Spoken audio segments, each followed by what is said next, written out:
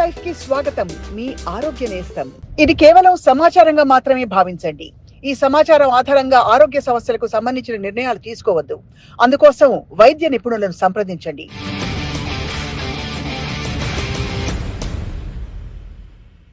Hello and welcome to Sakshi life. Doctor Ranjith Kumar, ఆయన transplant surgeon and also haemato oncologist. దాదాపు 6 నుంచి 10 వరకు ప్రతి నెల ఆయన బోన్ మ్యారో ట్రాన్స్ప్లాంట్స్ చేస్తూ ఉంటారు, which is a very very complex thing. మనం మామూలుగా తరచూ వినే క్యాన్సర్స్కి కొద్దిగా బోన్ మ్యారోకి సంబంధించిన సమస్య అంటే it's a very very different kind of a cancer, very serious one. I have with us doctor Ranjith Kumar. నమస్కారం. Thank you. రంజిత్ కుమార్, నమస్తే. టిపికలీ లుకేమియా లక్షణాలు ఏ స్టేజ్లో బయటపడతాయండి? స్టేజ్ అనేటువంటి లుకేమియా అనేటువంటిది చాలా స్లోగా గ్రోత్ అయ్యేటటువంటి క్యాన్సర్ కాదు, చాలా ఫాస్ట్గా ఉంటుంది. With in a month maximum ఆ 2 monthsలోనే సిమ్టమ్స్ బయటపడతాయి. సో ఎప్పుడైతే తెల్ల రక్త కణాలు చాలా ఎక్కువ నెంబర్ పెరిగినప్పుడు ఇమ్యూనిటీ పవర్ తక్కువ ఉంటుంది, ఇన్ఫెక్షన్స్తో పడి ఫీవర్తో రావడం కానీ లేదా న్యూమోనియాతో రావడము, అదర్ సిమ్టమ్స్ బ్లీడింగ్, తర్వాత బోన్ పెయిన్, ఎప్పుడైతే హీమోగ్లోబిన్ తగ్గిపోతుందో అలసట, ఆయాసం రావడము, సో ఇవి వీటితో వచ్చేస్తారు. కొంతమందికి లింఫ్ గ్రంథులు వాపు వస్తుంది, కొంతమందికి లివర్ స్ప్లీన్ కూడా వాపు రావచ్చు. స్పష్టంగా సిమ్టమ్స్ తెలిసిపోతాయి ఒక 1 monthలో. అది అంటే మీరు చెప్పిన ఈ రక్తం బ్లీడింగ్ అవ్వడం రకరకాలుగా. కొంతమంది మనకి ట్రెడిషనల్గా ఏంటంటే లుకేమియా అనగానే రక్తం కక్కుకుంటారని ఒక ఫీలింగ్, ముక్కులోంచి రక్తం కారుతూ ఉంటుంది అని. అది ఒక ఓన్లీ ప్లేట్లెట్ కౌంట్ తగ్గడం వల్ల వచ్చేటటువంటి సిమ్టమ్ అది. రైట్. సో ఎవరికైనా ప్లేట్లెట్ కౌంట్ తక్కువ ఉన్నప్పుడు ఈ బ్లీడింగ్ సిమ్టమ్స్ రావచ్చు, క్యాన్సర్లోనే కాదు. రైట్. ఎక్కడైనా ప్లేట్లెట్ కౌంట్ ఎప్పుడైతే తగ్గుతుంది, ఫర్ ఎగ్జాంపుల్ డెంగ్యూ ఫీవర్ ఉంది, డెంగ్యూ ఫీవర్లో కామన్గా ప్లేట్లెట్ కౌంట్ ఒక్కటి తగ్గిపోతుంది, అప్పుడు కూడా మనకు బ్లీడింగ్ సిమ్టమ్స్ ఉండొచ్చు. రైట్. సో మామూలుగా బ్లడ్ ట్రాన్స్ఫ్యూజన్ లాంటివి చేస్తుంటారండి ఈ లుకేమియాలో? మనము లుకేమియా తీసుకున్నట్లయితే leukaemia treatment, for example 100% leukaemia treatment తీసుకున్నట్లయితే కనుక 1/3 of the treatment, 30% treatment blood ఎక్కించడమే ఉంటుంది. అంటే అది ఫస్ట్ 1 monthలోనే, ఎక్కువగా అవసరమే ఫస్ట్ 1 monthలోనే మనకు, తర్వాత తగ్గుతూ పోతుంది. అండ్ టిపికలీ మీరు అన్నారు సిమ్టమ్స్ ఒక్కసారిగా బయటపడిపోతాయని. లుకేమియా అంటే చాలా డెడ్లీగా అందుకే అనిపిస్తుంది, బికాజ్ అది రక్తం అంటే శరీరం అంతా ఉంటుంది. ఏదో లోకలైజ్డ్గా ఒక క్యాన్సర్ ఉందంటే అది మీరు బ్రెస్ట్ క్యాన్సర్ అంటే బ్రెస్ట్ తీసేస్తారు రకరకాలుగా, మరి బ్లడ్లో అంటే ఇది చాలా పెద్ద సమస్య. రికవరీ రేట్ ఎలా ఉంటుంది డాక్టర్ గారు? అందరూ ఏమనుకుంటారంటే నార్మల్గా జనరల్ టాక్ వచ్చేసేసి లుకేమియాస్ అనేటువంటి డెడ్లీ క్యాన్సర్స్ యూజువల్గా క్యూర్ కావు అనుకుంటారు. బట్ జనరల్గా చూసినట్లయితే కనుక leukaemias are highly curable cancers. That's very అంటే చాలా హోప్ ఇస్తున్న విషయం ఇది. చాలా ఎక్కువ క్యూర్ అయ్యేటట్టుగా. ఫర్ ఎగ్జాంపుల్ చిన్నపిల్లల్లో చూసుకున్నట్లయితే కనుక బ్లడ్ క్యాన్సర్స్ నియర్లీ 80 నుంచి 85% క్యూర్ అవుతాయి, ఓన్లీ జెంటల్ కీమోథెరపీ ద్వారా మాత్రమే. సో 15 మందికి మాత్రమే క్యూర్ కాదు 100లో. అదే పెద్దవాళ్ళు తీసుకున్నట్లయితే కనుక దగ్గర వచ్చేసి 50 నుంచి 60% క్యూర్ అవుతుంది. Right. Only thing is treatment కొంచెం ఇనిషియల్ ఫ్యూ మంత్స్ కొంచెం కాంప్లెక్స్గా ఉంటుంది, బట్ అదర్వైజ్ ఎక్కువ క్యూర్ రేట్ ఉంటుంది. లుకేమియాకి అంటే ఏ క్యాన్సర్కి కారణాలు ఏమిటంటే ఇంతవరకు నిర్ధారణగా మనకి కొన్ని ఏవో లీడ్స్ తప్ప తెలియలేదు. లుకేమియాకి కారణం ఏంటని ఎప్పుడైనా కనుగొన్నారా డాక్టర్ గారు? మామూలుగా సైంటిస్ట్ స్పెసిఫిక్గా బేసికల్గా ఒక పర్సన్ ఫర్ ఎగ్జాంపుల్ మా దగ్గరకు వచ్చినప్పుడు నాకు ఎందుకు క్యాన్సర్ వచ్చింది అనేది చెప్పడం అనేది చాలా కష్టం. కొన్ని హైపాథసిస్ ఉంటాయి ఇక్కడ అంతా కూడాను. ఫర్ ఎగ్జాంపుల్ రేడియేషన్లో పనిచేసే వాళ్ళకి, అంటే బేసికల్గా అటామిక్ బాంబ్ ఎనర్జీ మీరు విని ఉంటారు, అక్కడ పనిచేసినటువంటి వాళ్ళకి బ్లడ్ క్యాన్సర్స్ రావాలి, బేసికల్ రేడియేషన్ ఎక్స్పోజర్ వాళ్ళకు, బెంజిన్ ఎక్స్పోజర్ ఉన్నటువంటి వాళ్ళకు. సో ఇలా కొన్ని బేసికల్గా ఏమంటారంటే వాళ్ళ యొక్క ప్రొఫెషన్ బట్టి బేసికల్గా ప్రొఫెషనల్లో ఉన్నటువంటి వాళ్ళకు కొన్ని వచ్చే అవకాశం ఉంటుంది.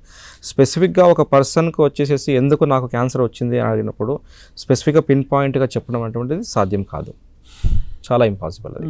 సో అంటే హైపోథసిస్ అంతే. మామూలుగా ఒక 200 మంది ఒక అటామిక్ మీరు అన్నట్టుగా ఒక వాతావరణంలో రేడియేషన్ వాతావరణంలో పనిచేస్తే మేబీ ఒకళ్ళకి వచ్చింది అనుకోండి, ఆ ఒకళ్ళకి ఏవో శరీరంలో కూడా కొన్ని సమస్యలు ఉండుంటాయి ఈ క్యాన్సర్ కారణానికి తోడ్పడడానికి. సో ఏముండుంటాయి టిపికల్ గా మనకి ఏం తెలుసు? అంటే జెనెటిక్ కండిషన్సా లేక comorbid conditions? For example HIV పేషెంట్లకి క్యాన్సర్కి ఏమైనా సంబంధం ఉందా? సో బేసికల్గా వచ్చేసి ఫస్ట్ థింగ్ గుర్తుపెట్టుకోవాల్సినది క్యాన్సర్ అనేటువంటిది ఏజ్ రిలేటెడ్ డిసీజ్. అంటే యూజువల్గా మనము చూస్తే యూజువల్ క్యాన్సర్ అనేటువంటిది ఏజ్ పెరిగే కొద్దీ మీకు క్యాన్సర్ వచ్చే అవకాశం ఉంటుంది. ఎందుకంటే మనకందరికీ బాడీ లోపల క్యాన్సర్ కణాలు ఉంటాయి, కానీ మన దగ్గర రిపేరింగ్ సిస్టమ్ అంటే మన యొక్క ఇమ్యూన్ సిస్టమ్ కానీ రిపేర్ సిస్టమ్ కానీ అడిక్వేట్గా ఫంక్షన్ చేసినప్పుడు ఏవైతే క్యాన్సర్ కణాలు ఉన్నాయో వాటిని చంపేస్తుంది. ఎప్పుడైతే ఈ బ్యాలెన్స్ టిల్ట్ అవుతుందో అప్పుడు క్యాన్సర్ వచ్చే అవకాశం ఉంటుంది. ఎప్పుడు అవుతుంది ఈ బ్యాలెన్స్ టిల్ట్? మనం ఏజ్ పెరిగే కొద్దీ మన బాడీ లోపల క్రోమోజోమ్స్ అనేవి ఉంటాయి. ఈ క్రోమోజోమ్స్ చివరిలో టీలోమియర్స్ అని ఉంటుంది. ఈ టీలోమియర్స్ లెంత్ అనేటటువంటిది మనం ఏజ్ పెరిగే కొద్దీ దాని యొక్క లెంత్ వచ్చేసి తగ్గుతూ ఉంటుంది. ఎప్పుడైతే టీలోమియర్ లెంత్ తగ్గుతూ ఉన్నప్పుడు మన రిపేరింగ్ సిస్టమ్ కూడా తగ్గిపోతుంది. సో అందువల్లనే మీరు చూసినట్లయితే ఒకప్పుడు మనం ఒకవేళ ఒక 30-40 ఇయర్స్ బ్యాక్ చూసినట్లయితే కనుక వీళ్ళు క్యాన్సర్ అంటే ఏదో ఓల్డ్ ఏజ్ పీపుల్కి వస్తుంది అనేటటువంటి భావన ఉండేది. అందరిలో చూస్తాము, బట్ ఏజ్ వైజ్ చూసుకున్నట్లయితే కనుక ఏజ్ ఇంక్రీజ్ అయ్యే కొద్దీ క్యాన్సర్ ఇన్సిడెన్స్ పెరుగుతుంది. So age is the most important factor. Older the people the more the cancer risk. So అది ఒకటి.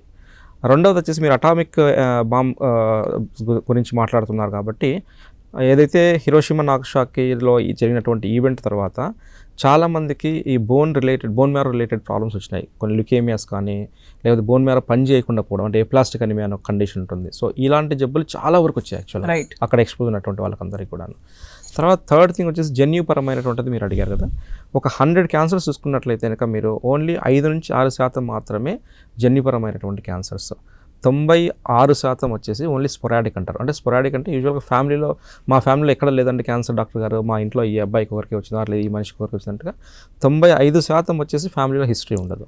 ఓన్లీ 5-6% వరకు మాత్రమే ఉంటుంది. ఇది కూడా కొత్త విషయం చెప్తున్నారు డాక్టర్ రంజిత్ కుమార్ గారు. ఎందుకంటే మామూలుగా ఫ్యామిలీ హిస్టరీ ఉన్న వాళ్ళు విపరీతంగా టెస్ట్ చేయించేసుకుంటూ ఉంటారు. అంటే మ్యామోగ్రామ్లు బ్రెస్ట్ క్యాన్సర్కి, ఇంకా సర్వైకల్ ఎగ్జామినేషన్, ఇవన్నీ కూడా. So 95% of all cancer is sporadic అంటారు. జెనెటిక్ కండిషన్స్ దానికి తోడ్పడవు. Genetic condition only 5-6%. Right. Other health conditions, for example diabetes, లేకపోతే auto immune conditions, for example amyloidosis అంటారు. ఇలాంటి కండిషన్స్ ఉన్న వాళ్ళకి క్యాన్సర్ ఇన్సిడెన్స్ పెరుగుతుందా? బికాస్ డయాబెటీస్కి మనకు డైరెక్ట్గా రిలేషన్ ఎక్కడా లేదు, ఎప్పుడు బట్ హెచ్ఐవికి ఉందంటారు. హెచ్ఐవికి ఉంది. హెచ్ఐవి ఉన్నటువంటి వాళ్ళకు లింఫోమా అనేటువంటి క్యాన్సర్లు, మీరు చెప్పిన సర్వైకల్ క్యాన్సరు, తర్వాత పెద్ద పేగుకు సంబంధించిన యానల్ క్యాన్సర్ అంటారు. సో ఇవి కామన్గా వస్తుంది యాక్చువల్లీ, వాళ్ళకి రావచ్చు, ఎక్కువ ఇన్సిడెన్స్ ఎక్కువ ఉంటుంది. ఎందుకంటే అల్టిమేట్లీ మేము ఇందాక చెప్పినట్లుగా immunity plays a lot of important role. మనకి ఎప్పుడైతే ఈ టిల్ట్ జరుగుతుందో క్యాన్సర్ వచ్చే అవకాశం ఎక్కువగా ఉంటుంది. What about auto immune conditions doctor? Auto immune కండిషన్స్లో ఇప్పుడు ఇంతవరకు ఎక్కడ కూడా ప్రూఫ్ లేదు. ఏ ఆటో ఇమ్యూన్ కండిషన్స్ లో కూడా, అమైలాయిడోసిస్ లో కూడా ఆర్గన్స్ కి వచ్చినప్పుడు అది క్యాన్సర్ గా మారే అవకాశాలు ఉంటాయని చెప్పి. అమైలాయిడోసిస్ అనేటువంటిది ఒక కండిషన్ లో వచ్చేసి, అమైలాయిడోసిస్ చాలా డిఫరెంట్ టైప్స్ ఉన్నాయి యాక్చువల్గా. ఫర్ ఎగ్జాంపుల్ ఆటో ఇమ్యూన్లో వచ్చేటటువంటి అమైలాయిడోసిస్, క్యాన్సర్ ద్వారా వచ్చే అమైలాయిడోసిస్ డిఫరెంట్. ఫర్ ఎగ్జాంపుల్ మేము రెగ్యులర్గా చూసేటటువంటి అమైలాయిడోసిస్, ఫర్ ఎగ్జాంపుల్ మైలోమా అనేటువంటిది బోన్ క్యాన్సర్ వల్ల. సో మల్టిపుల్ మైలోమాలో అప్రాక్సిమేట్గా ఒక 30-40% ఆఫ్ ద పేషెంట్స్కి వచ్చేసి అమైలాయిడోసిస్ అసోసియేట్ అయి ఉంటుంది మోస్ట్ ఆఫ్ ద టైమ్స్. బేసికల్గా అబ్నార్మల్ ప్రోటీన్, అమైలాయిడోసిస్ నథింగ్ బట్ ఎక్కువ ప్రోటీన్ ప్రొడక్షన్ వచ్చేసి డిపాజిట్ అయిపోవడం వేరియస్ ఆర్గాన్స్లో. సో ఇది ఆటో ఇమ్యూన్ కండిషన్స్లో జరగవచ్చు. అమైలాయిడోసిస్ అనేటువంటిది ఒక రిజల్ట్ యాక్చువల్గా, ఒక కండిషన్ బ్యాక్గ్రౌండ్లో ఉన్నప్పుడు దాని యొక్క రిజల్ట్ ద్వారా వచ్చేటువంటి. ఫర్ ఎగ్జాంపుల్ మైలోమాలో వచ్చేసి మైలోమా ప్రోటీన్ అనేటువంటిది ఎక్కువ కావడం వల్ల ఇది పోయి డిపాజిట్ అయిపోయేసి అమైలాయిడ్ లాగా ప్రజెంట్ అవుతుంది. సో అది, సో అమైలాయిడ్ పర్సే మనం క్యాన్సర్ లాగా చెప్పకూడదు, ఇది బేసికల్గా ఎండ్ రిజల్ట్ అని చెప్పాలి యాక్చువల్గా. Right. So auto immune conditions ఇంతవరకు ఎక్కడ కూడాను మనకు నిర్ధారణ లేదు యాక్చువల్గా క్యాన్సర్కి రిలేటెడ్ అని చెప్పి. డాక్టర్ గారు, ఇప్పుడు లేటెస్ట్గా మనకి ఎటువంటి క్యాన్సర్ ట్రీట్మెంట్ టెక్నాలజీస్ మనకు అందుబాటులోకి వచ్చాయి? ఇప్పుడు లేటెస్ట్ ట్రీట్మెంట్ చూసుకున్నట్లయితే, ఫర్ ఎగ్జాంపుల్ మనం జనరల్గా క్యాన్సర్స్ అన్నీ చూసినట్లయితే మేము బ్రాడ్గా ఏం డివైడ్ చేస్తామంటే, సాలిడ్ మ్యాలిగ్నెన్స్ అంటే బ్రెస్ట్ క్యాన్సర్ కానీ, లంగ్ క్యాన్సరు, పెద్ద పేగుకు సంబంధించిన క్యాన్సర్, ఓవేరియన్ క్యాన్సర్, వీటిని సాలిడ్ క్యాన్సర్స్ అంటాము. లిక్విడ్ క్యాన్సర్ అంటే ల్యూకేమియాస్, లింఫోమాస్, వీటిని లిక్విడ్ క్యాన్సర్స్ అంటాము. సాలిడ్ క్యాన్సర్స్లో చూసుకున్నట్లయితే ఇంకా ఇప్పుడు లేటెస్ట్ టెక్నాలజీ వచ్చేసి, ఫర్ ఎగ్జాంపుల్ లైక్ క్యాన్సర్ అనగానే 3 డిపార్ట్మెంట్స్ ఉంటాయి. ఇప్పుడు కూడా 3 డిపార్ట్మెంట్స్ ఇన్వాల్వ్ అవుతాయి. ఒకటి medical oncology, second surgical oncology, third one is radiation oncology. So most of the solid tumours అంటే బ్రెస్ట్ క్యాన్సర్, తర్వాత కోలాన్ క్యాన్సర్, లంగ్ క్యాన్సర్, ఈ 3 డిపార్ట్మెంట్లో ఇన్వాల్వ్ కావాల్సి వస్తుంది వేరియస్ ఫేజెస్లో. వెరాజ్ లిక్విడ్ మ్యాలిగ్నెన్సీస్లో, ఫర్ ఎగ్జాంపుల్ బ్లడ్ క్యాన్సర్స్లో వచ్చేసి ప్రిడామినెంట్లీ ఓన్లీ ఒక మెడికల్ ఆంకాలజిస్ట్ కానీ హిమటో ఆంకాలజిస్ట్ కానీ ఇన్వాల్వ్ అవుతారు. డెవలప్మెంట్ చూసినట్లయితే కనుక, ఫర్ ఎగ్జాంపుల్ మెడికల్ ఆంకాలజీలో డెవలప్మెంట్ చూస్తే కనుక ఇప్పుడు లేటెస్ట్గా మనకు ఇమ్యూనోథెరపీస్ అని వచ్చాయి. అంటే ఇమ్యూనోథెరపీ అంటే కనుక, ఫర్ ఎగ్జాంపుల్ మనం ఇందాక అనుకున్నాము, ప్రతి క్యాన్సర్కి వచ్చేసి ఒక సిగ్నేచర్ ఉంటుంది. అంటే సిగ్నేచర్ అంటే ఒక స్పెసిఫిక్ టార్గెట్ ఉంటుంది అనమాట. సో ఏం చేస్తారంటే ఇప్పుడు ఒకప్పుడు మనం ఏం చేసే ఓన్లీ జనరల్ కీమోథెరపీస్ మాత్రమే ఇచ్చుకునే వాళ్ళము మేబీ ఒక 20 years ముందర చూసినట్లయితే. దాని తర్వాత డెవలప్మెంట్ వచ్చేసి టార్గెటెడ్ థెరపీ, అంటే ఓన్లీ మనం ఇచ్చినటువంటి మెడిసిన్ ఏదైతే ఉందో ఓన్లీ క్యాన్సర్ కణాలపైన మాత్రమే పనిచేసేసి అదర్ కణాలను స్పేర్ చేయడము. సో దాని తర్వాత నెక్స్ట్ వచ్చినటువంటిది ఇమ్యూనోథెరపీ ఇప్పుడు. సో ఇమ్యూనోథెరపీ అనేటటువంటిది బేసికల్గా ఏం చేస్తారంటే కనుక నేను ఇందాక చెప్పినట్లుగా మనకి ఇమ్యూనిటీ టిల్ట్ కావడం వల్ల వస్తుంది కాబట్టి బేసికల్గా క్యాన్సర్ కణాలు అనేవి చాలా ఇంటెలిజెంట్ కణాలు, మన ఇమ్యూన్ సెల్స్ అన్నింటిని కూడా బ్లైండ్ చేసేస్తుంది. సో మన ఇమ్యూనోథెరపీ ఇవ్వడం అనేటువంటిది ఎందుకు చేస్తామంటే కనుక బేసిక్గా మన ఇమ్యూన్ సెల్స్ని వచ్చేసి యాక్టివేట్ చేసేసేసి ఆ క్యాన్సర్ కణాలకు అగెనెస్ట్గా పనిచేసేది చేయడం అనమాట. సో అది లేటెస్ట్ అనమాట. అది తాత్కాలికంగా ఉపశమనం, బట్ అసలు క్యాన్సర్ సెల్స్ మళ్ళీ మల్టిప్లై అవుతూ దాని ఇంటెలిజెన్స్ పెరగకుండా ఏం చేస్తారు పక్కన? సో యూజువల్గా ఏమవుతుందంటే solid, for example breast cancer తీసుకున్నాం అనుకోండి. బ్రెస్ట్ క్యాన్సర్ అనేటువంటిది 3 రకాలుగా ట్రీట్మెంట్ చేయవలసి వస్తుంది ఆ స్టేజ్ని బట్టేసేసి. ఫర్ ఎగ్జాంపుల్ వచ్చేసేసి ఎర్లీ స్టేజ్ అనుకోండి, ఇనిషియల్గా సర్జరీ చేస్తాం, అంటే క్యాన్సర్ మొత్తం తీసేస్తాం. దాని తర్వాత అవసరమైతే వాళ్ళకు కీమోథెరపీ, తర్వాత రేడియేషన్ ఇవ్వాల్సి వస్తుంది. ఇప్పుడు మీరు అన్నారు కదా వెనకాల ఉన్నటువంటి క్యాన్సర్ కణాలు ఏవైతే గ్రోత్ ఉన్నాయో తగ్గించడానికి కొరకు ఏదైతే సర్జరీ చేస్తారో ఓన్లీ లోకల్ మాత్రమే చేయగలరు, ఎంటైర్ బాడీకి చేయలేరు. ఎప్పుడు క్యాన్సర్ అనేటువంటి సిస్టమిక్ డిసీజ్. ఇప్పుడు ఫర్ ఎగ్జాంపుల్ మీరు బ్రెస్ట్ క్యాన్సర్ ఓన్లీ లోకలైజ్డ్ ఉన్నప్పటికీ కూడాను మన కంటికి కనపడినటువంటి కణాలు బ్లడ్లో ఉంటాయన్నమాట. రైట్. సో వాటిని టార్గెట్ చేసే దాని కొరకు ఇచ్చినటువంటి దాన్ని కీమోథెరపీ అంటాం. సో సిస్టమిక్ డిసీజ్ను టాకిల్ చేసే దాని కొరకు. థర్డ్ థింగ్ రేడియేషన్ అనేటటువంటిది ఓన్లీ లోకలైజ్డ్, అంటే ఎప్పుడైతే సర్జరీ చేస్తారో కంటికి కనపడినట్టు కణాలు ఏదైనా అక్కడ కనుక రెమినెంట్ కనుక ఉన్నట్లయితే కనుక ఈ రేడియేషన్ ఇవ్వడం ద్వారా మళ్ళీ అక్కడ జబ్బు రాకుండా ఉండేదానికి ప్రయత్నం చేస్తుంది. సో అందువల్ల ఎప్పుడు కూడాను సాలిడ్ ట్యూమర్స్లో మోస్ట్ ఆఫ్ ద టైమ్స్ 3 రకాల ట్రీట్మెంట్లు అవసరం అవుతుంది, డిపెండింగ్ అపాన్ ద స్టేజ్ని బట్టేసి. రైట్.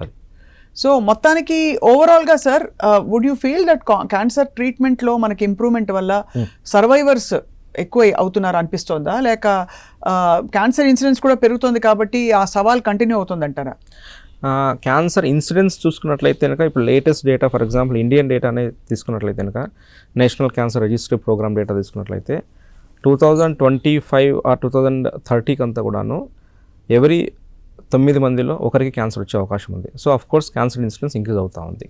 రెండవది అట్ ద సేమ్ టైం మనకున్నటువంటి మెడిసిన్స్ కానీ టెక్నాలజీ కానీ ఒకప్పుడు ఫర్ ఎగ్జాంపుల్ ఒక 40 years ముందర ఒక క్యూర్ అయ్యేటటువంటి శాతం మన ఇండియాలో ఓన్లీ ఒక 30 to 40% ఉండేదేమో cancer cure rate.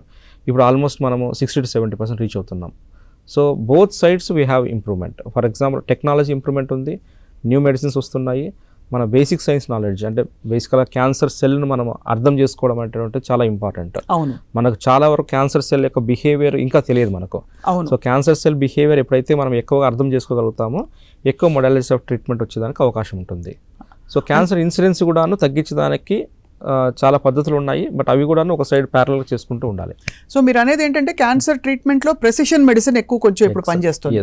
Instead of అంటే ఒక స్టాండర్డ్ ప్రోటోకాల్స్ కాకుండా స్పెసిఫిక్గా వాళ్ళకి జరుగుతున్న రెస్పాన్స్ మెకానిజం ద్వారా మనం స్పెసిఫిక్ ట్రీట్మెంట్ ఇవ్వగలుగుతున్నాం అని చెప్పేసి. రైట్. ఈచ్ పేషెంట్కి కూడాను ఇప్పుడు మేము వచ్చేసి ఒకప్పుడు జనరల్గా ఏం చెప్పేవాళ్ళం అంటే వన్స్ బ్రెస్ట్ క్యాన్సర్ అంటే కనుక అందరికీ ఒక 7 cycles 8 cycles కీమోథెరపీ ఇచ్చేసేసేసి సర్జరీ చేసేసి రేడియేషన్ ఇచ్చేవాళ్ళం. బట్ ఇప్పుడు వచ్చేసేసి ఆ క్యాన్సర్లో చాలా డిఫరెంట్ టైప్స్ ఉంటాయి. ఒక breast cancer there are lot of types ఉన్నాయన్నమాట. ఈచ్ పేషెంట్ ట్రీట్మెంట్ను మనం డిజైన్ చేయవలసి వస్తుంది, టైలర్ మేడ్ చేసే అవకాశం కనిపిస్తుంది. అండ్ ఫైనలీ మనం today we spoke about leukaemia and basic introduction అంటే క్యాన్సర్ ట్రీట్మెంట్స్లో ఏం జరుగుతుందని చెప్పి. డాక్టర్ గారు, క్యాన్సర్ అనేది ఫ్యామిలీ మెంబర్స్కి చాలా ట్రామాటిక్. సో మీ message, what would you like to tell our viewers today? Most important thing అనేది ఒకప్పుడు ఉన్నటువంటి అఫ్కోర్స్ క్యాన్సర్ అనగానే అందరికీ వచ్చేసేసి ఫ్యామిలీలో వచ్చేసేసి ఒక ట్రామా లేదంటే ఒక షార్టర్ కైండ్ ఆఫ్ ఈవెంట్ అనమాట. ఒకసారి క్యాన్సర్ అనే వర్డ్ చెప్పంగానే ఫ్యామిలీ మొత్తం షార్టర్ అయిపోయేసేసి చాలా ఇబ్బందుల్లో ఉంటారు. కానీ ఇప్పుడున్నటువంటి టెక్నాలజీలో కానీ ఇప్పుడున్నటువంటి మెడిసిన్స్ ద్వారా కానీ ఫస్ట్ అండ్ ఫార్మోస్ట్ మనం గుర్తుపెట్టుకోవాల్సినది preventive aspect first and thing. Second aspect వచ్చేసి ఎర్లీ డిటెక్షన్. ఇప్పుడు ఎంత ఎర్లీగా మనం కనుక్కోగలిగితే అంత ఎక్కువ క్యూర్ చేసడానికి అవకాశం ఉంది. ఫర్ ఎగ్జాంపుల్ బ్రెస్ట్ క్యాన్సర్ 1వ స్టేజ్లో 2వ స్టేజ్లో ఉన్నప్పుడు ఆల్మోస్ట్ 90% వాళ్ళకు క్యూర్ అయిపోయే అవకాశం ఉంటుంది. సో అది. మూడవది వచ్చేసేసి ఇప్పుడున్నటువంటి మెడిసిన్స్ చాలా మంచి మెడిసిన్స్ అంతా అవైలబిలిటీ ఉన్నాయి. So don't delay the treatment first. ఇప్పుడు మీకు for example most of the ఫీమేల్స్కి ఇప్పుడు కూడా ఇంకొక షై ఉంది యాక్చువల్గా.